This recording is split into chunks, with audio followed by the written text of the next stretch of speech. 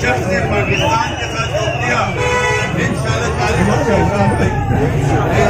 تعالیٰ ہم سب عزم کرتے ہیں ایک پہ پتھر باندھنا پڑے تو باندھیں گے لیکن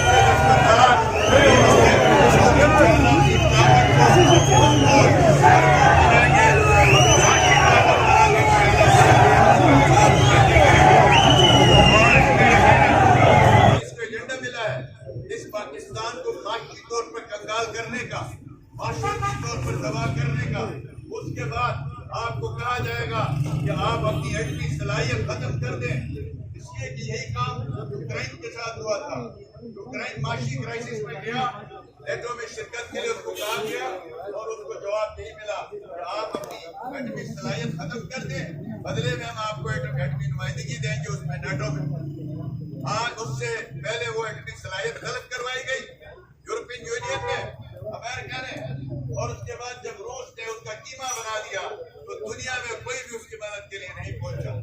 یہ سازش ہمارے ساتھ جو ہو رہی ہے، ہمارے ملک میں معاشی طور پر ہمیں کمزور کر کے، ہماری خود مختاری ہم سے چھین کے، ہمارے جناب یہاں پہ جو اس طرح کے حکمرانوں کے ذریعے سے، خان صاحب جیسے لوگ کے ذریعے معاشی کرائسس پیدا کر کے آپ کو یہ کہا جائے گا اب آپ کو اگر امداد چاہیے، باہر سے پیسہ چاہیے تو آپ یہ اس پوری سائنس اس کے پیچھے 10 سال ڈاکٹر اسرار نے کہا تھا نا اس شخص کے اوپر انویسٹمنٹ ہو رہی ہے، گولڈ سمٹ ویسے انویسٹمنٹ نہیں کر رہا تھا۔ آج آپ دیکھ لیں یہ کہتا ہے کہ میری تیاری نہیں تھی میں اس لیے واپس چلا گیا۔ او بھائی تم نے کہا کہ میری تیاری نہیں تھی اس لیے کہ گورنمنٹ ہمیں اس سال ملی، ہم تیاری کر رہے ہیں اس وقت۔ پھر کہا کہ اچھا ہوا 2013 میں ہماری حکومت نہیں بنی ورنہ ہماری تیاری نہیں تھی۔ پھر کہا جب دیکھنے کی گورنمنٹ آ گئی ہماری کچھ تیاری ہو گئی ہے۔ اور ہم کہتا ہے کہ 10 لاکھ لوگ کو لاؤں گا، 10,000 نہیں لا سکا، رات کو کہتا ہے میری تیاری نہیں تھی۔ او بھائی تم لیڈر ہو کہ باندر ہو، کرنا کیا چاہتے اس ملک کے ساتھ؟ تم نے پہلی شادی کی 6 سال بعد طلاق دی، کہا میری تیاری نہیں تھی۔ تم نے دوسری شادی کی 5 سال بعد، شادی کی ہے، اب تو بتاؤ اس کے ساتھ کوئی تیاری ہے؟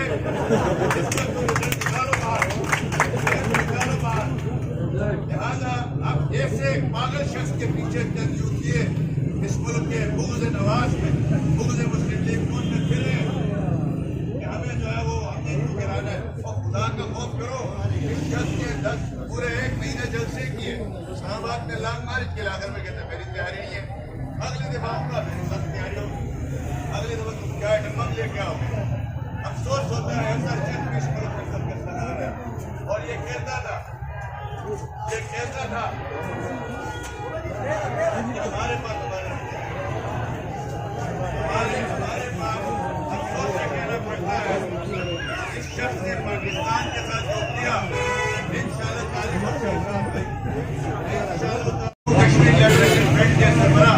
یاسین ملک کو سزا سنانی تھی اور ان کا ایجنڈا یہ تھا کہ پاکستان کے حوالے سے IMF انکار کر دے اور یاسین ملک کی خبر نہ چلے۔ آپ نے دیکھا کہ جب یاسین ملک کو سزا ہو گئی اس نے دھرنا دیے بغیر گھر جانا مناسب تھا۔ لہذا پاکستان کو ایٹمی طاقت بنانے والے ذوالفقار علی بھٹو ہوں اور اس کے جتنے بھی حکمران ہوں آج الحمدللہ ان کو سلام پیش کرتے ہیں اور ان کے لیے ان کو خراج تحسین پیش کرتے ہیں جو سربراہ دنیا سے جا چکے ہیں اور ہم بیان کرتے ہیں انشاءاللہ پاکستان کو جہاں مسلم لیگ نون ہے اس کو ایک سمپل ایٹمی طاقت بنایا اور انشاءاللہ تعالیٰ یہی مسلم لیگ نون آپ کو انشاءاللہ تعالیٰ اس پاکستان کو معاشی طاقت میں بنائے گی اللہ کے فضل و کرم سے۔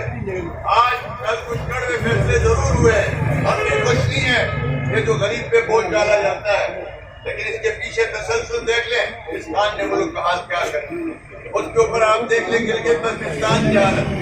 مختصر یہ ہے ہمارا چیف منسٹر جو سلیکٹڈ ہے وہ یہاں سے آنسو گیس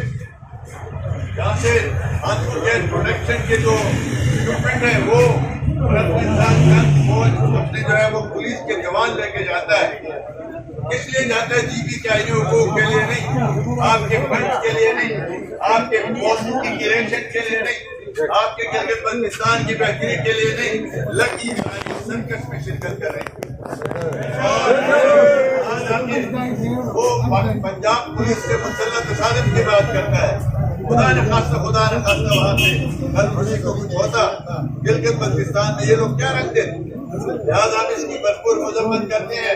یہ لکی عمرانی سرکس کے لوگ آج پشاور گئے ہیں، اس کے بعد سارا جی بی کا وسائل انہوں نے پہلے دبئی پہ خرچ کیا، اس کے بعد لکی عمرانی سرکس میں خرچ کیا جا رہا ہے۔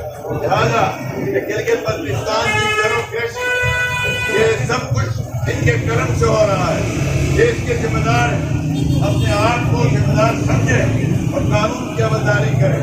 ہم صرف یہی کہیں گے، آج کیونکہ بارش بھی ہو رہی ہے اور یہ مبارک دن ہے، گرمی کے شدید ترین دنوں میں بارش ہونا یہ ایک خوشائن کام ہے۔ اب دعا گوئے اللہ پاک یہ جو ایک سازش عمران خان کی شکل میں پیدا کی گئی تھی اس کا مقبول رانا ثناء اللہ نے تو ٹھوکا ہے، لیکن خطرہ ہے کہ یہ باز نہیں آئے گا، اس لیے کہ اس کو ایجنڈا ملا